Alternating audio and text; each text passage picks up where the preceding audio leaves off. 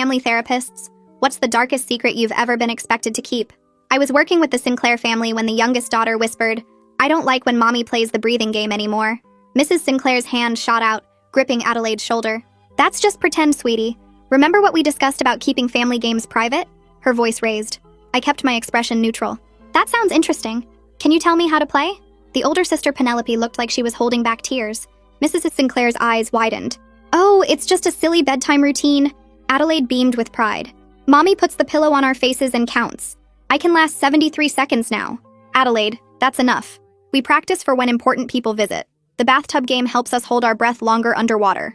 Adelaide continued, warming to her subject. Mrs. Sinclair stood abruptly, yanking Adelaide and Penelope to their feet.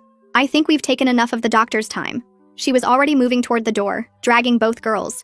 "Mrs. Sinclair, we still have 40 minutes. Send me the bill." She didn't look back. I filed my CPS report within the hour, and my supervisor called me an hour later.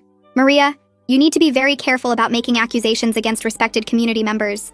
The Sinclairs donate to half the city council's campaigns." I tried to argue, but she cut me off. "Drop it. That's not a request." At dawn, I drove past their house just to check. A for sale sign stood in the yard, and I called the number. "Oh, the Sinclairs? They're relocating immediately. Something about a business opportunity out of state." I went back that afternoon with a tin of cookies as my excuse to knock on the door. Mrs. Sinclair answered in yellow rubber gloves that went up to her elbows. The smell of bleach made me lightheaded. "I forgot to give these to Adelaide yesterday," I said with a smile. "She mentioned she liked chocolate chip." "The girls aren't here," she shot quickly. "They're at their aunt's house."